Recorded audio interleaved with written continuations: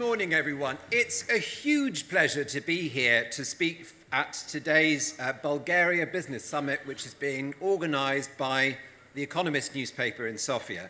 Now, The Economist Group is a globally successful British company, best known, I think, to all of us for its weekly newspaper, which is read by close to 1.2 million of the most influential and consequential readers in 152 countries around the world.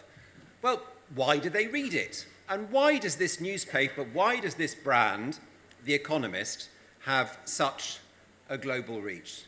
Well, I've been reading it for 30 years, and my answer as to why they read The Economist is because it's great. It's a great newspaper because its articles, like the work of the Economist Intelligence Unit, are based on rigorous reporting and analysis of the highest quality.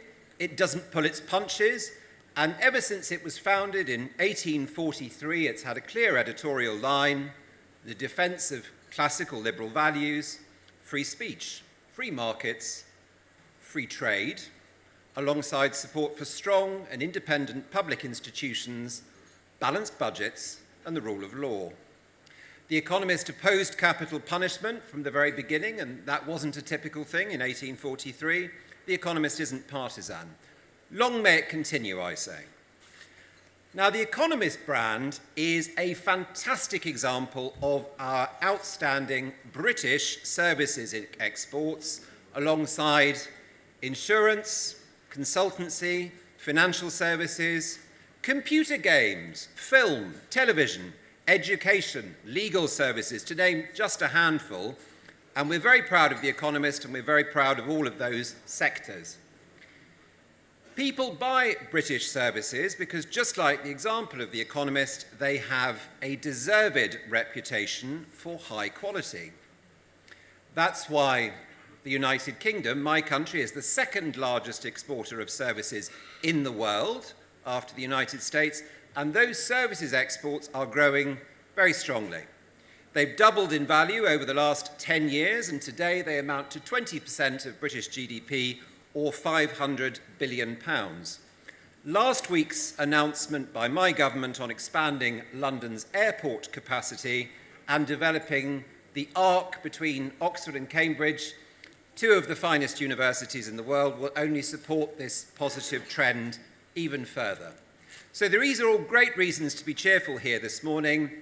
Another one from my perspective, looking at events elsewhere, is that services exports are not, as we know, subject to tariffs in the same way as goods like wine or electric cars.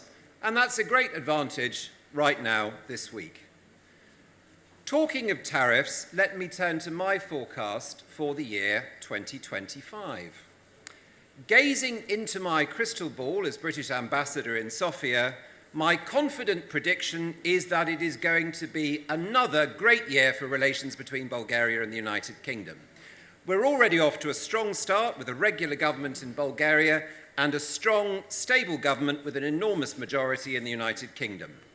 What's more, Bulgaria's economy continues to grow steadily and strongly. Real wages here, which is wonderful, very good, are up by a third in 5 years.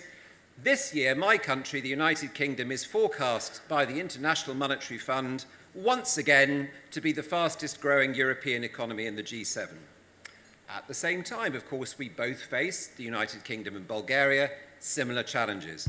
Controlling government expenditure, which is a bit out of control, modernising the economy, reform of our public services to ensure that they're delivering high-quality services that voters demand, an increasingly competitive and contested international arena, and of course the key challenge of supporting our friend and partner Ukraine to be in a strong position ahead of negotiations. And of course, particularly important here in Bulgaria, our strong and very successful fight in the struggle against organised crime and irregular migration.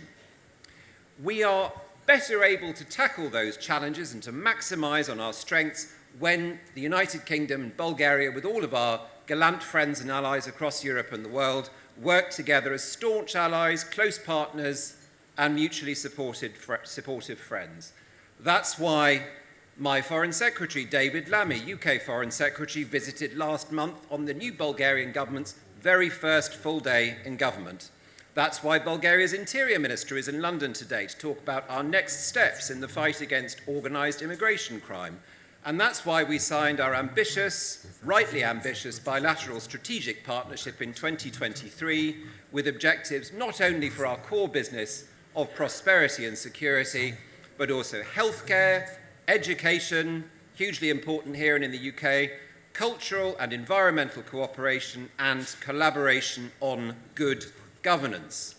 So that's my forecast, another great year for UK-Bulgaria relations, and I can't wait over the course of this fantastic conference to hear all of yours. Thank you very much.